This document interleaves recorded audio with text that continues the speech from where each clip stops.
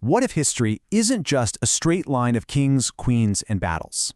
What if it's more like an ocean?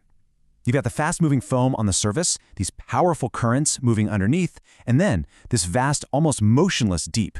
Today, we're diving into the pretty revolutionary vision of the historian Fernand Braudel to see the past and, honestly, the present through a completely new lens. All right, here's how we're going to break it down. We'll start with that fast, familiar stuff on the surface of history. Then, we're going to explore the deeper economic currents that Braudel called the world economy.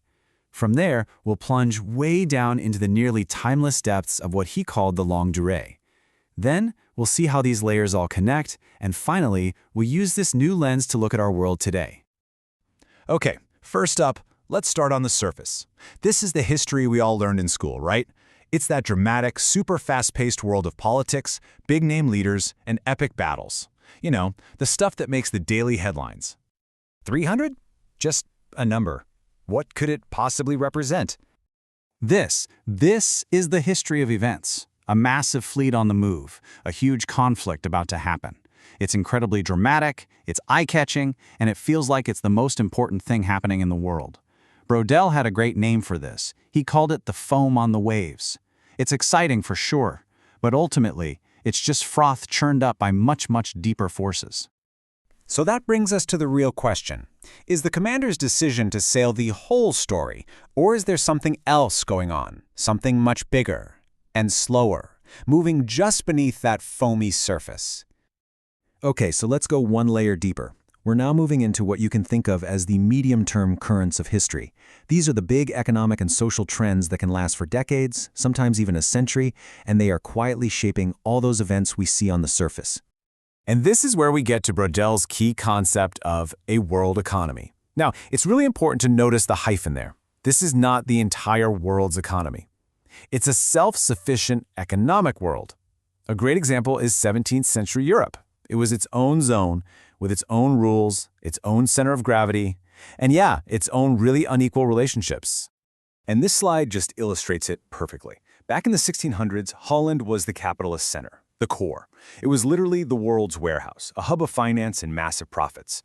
Now, to feed this core, the periphery, places like Poland, were pulled into its orbit. And get this, serfdom, which had nearly vanished in other places, was actually brought back there to produce the cheap grain that the Dutch center was demanding. The fate of Polish peasants was directly tied to the needs of bankers sitting in Amsterdam. And these are the rhythms of that world economy. I mean, just look at the price of a single ship in Spain. It almost quadruples in less than a century. That's not a single event, that's a trend. The Dutch didn't conquer the Baltic with one big battle. They just slowly took over 70% of its trade. And that flood of American silver? It wasn't just treasure, it was a current that caused waves of inflation across the entire continent. And financial power, it wasn't just about gold in a vault.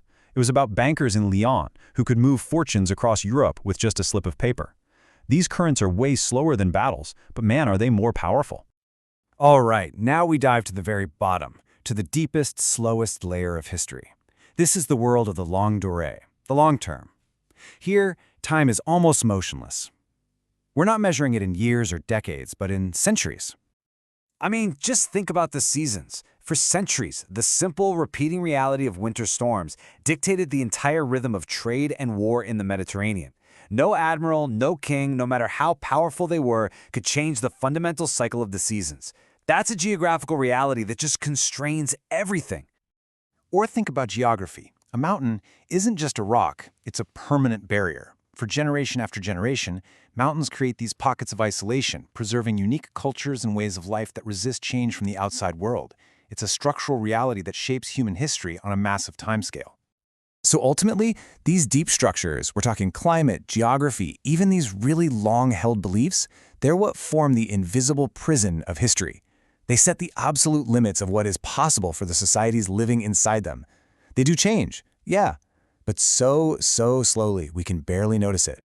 And the longue durée isn't just about the physical world. It's also about mental structures, these deep-seated cultural habits and religious customs that just persist stubbornly through time.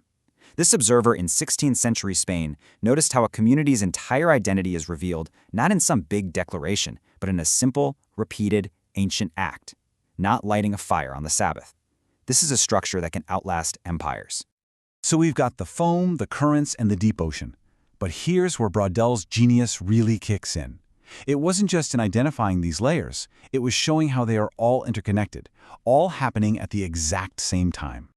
Let's take one really clear example. The event. King Philip II of Spain makes a political decision to send his army to Flanders. That's the foam.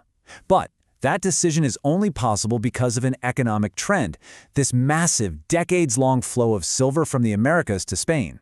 I mean, one convoy alone carried over 2.5 million ducats for the war chest.